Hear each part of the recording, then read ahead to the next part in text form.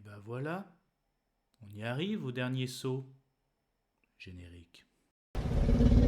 Soit on meurt en héros, soit on vit assez longtemps pour se voir endosser la peau du méchant.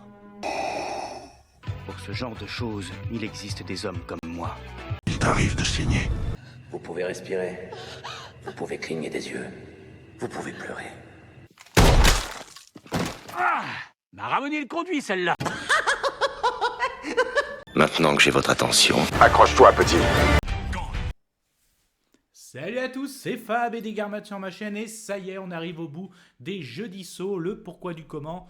Donc avec la sortie en 2023 de Saw, 10e volet, un abonné m'avait demandé « Fab, ce serait bien que tu fasses un petit avis sur les 9 volets précédents ».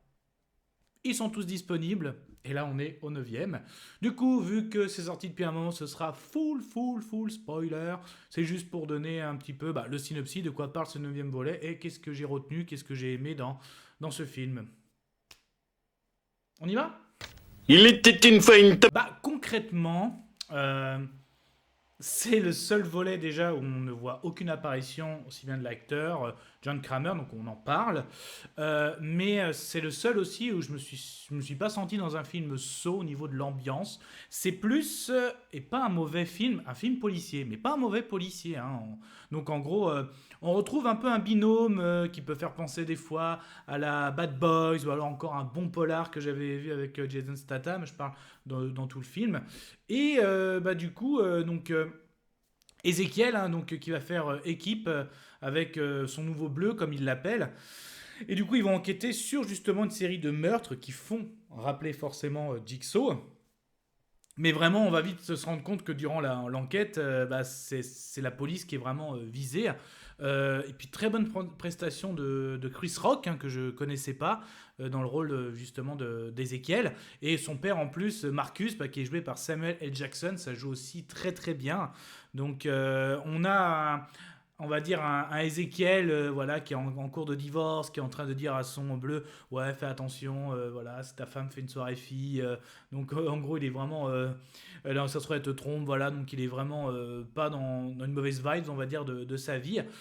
Ouais, les méthodes, ça rappelle beaucoup de Bad Boys ou justement le film polar que j'ai pu citer. C'est vraiment un polar. Moi, je me sens vraiment dans un polar, mais c'est pas un mauvais polar. Mais effectivement, d'ailleurs, ça s'appelle Spiral. Spiral, l'héritage de Saw.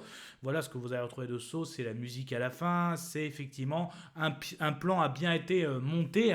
Et je le dis tout de suite, en gros, le tueur, c'est bien son jeune binôme. C'est bien monté, justement, parce que le pourquoi du comment c'est meurtre, parce que, en fait, le père d'Ezekiel, donc Marcus, joué par Samuel L. Jackson, en gros, pendant une certaine période, après Jigsaw, en gros, les flics étaient pourris, ils n'hésitaient pas même à faire des crimes pour pouvoir calmer, faire baisser la criminalité.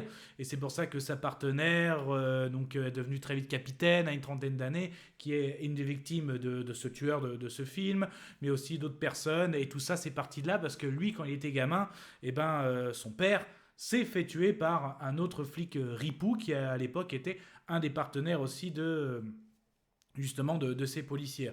Donc tout est bien monté là-bas, même jusqu'à la fin, c'était très très bon. On voyait Marcus, joué par Ezekiel Jackson, qui se faisait vider de son sang, et même s'ils arrivent à déjouer le piège, quand ils montent et que ça fait monter une arme, le SWAT arrive comme des bourrins, un peu trop d'ailleurs, il se fait même exécuter avec la musique de fond de Saw.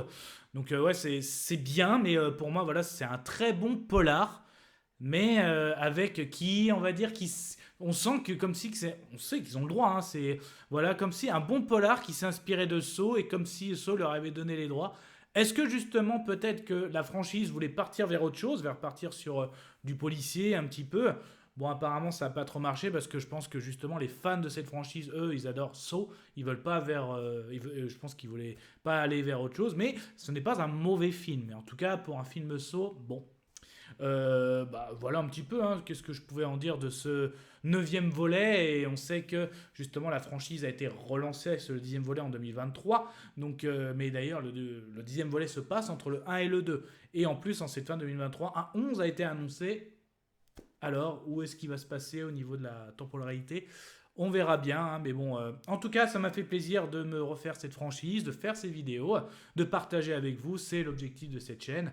Et donc, pourquoi pas? Donc, on verra hein, d'autres projets, notamment pour 2024. Hein. Je ne sais pas si vous voyez, mais oui, je me suis refait un petit peu les Chevaliers du Zodiaque. Donc, pour janvier, ce sera plutôt le lundi où je réserve justement chaque lundi du mois de janvier un avis sur cette série d'animation des Chevaliers du Zodiaque. En tout cas, prenez soin de vous. Kenavo. Je vous souhaite une agréable soirée.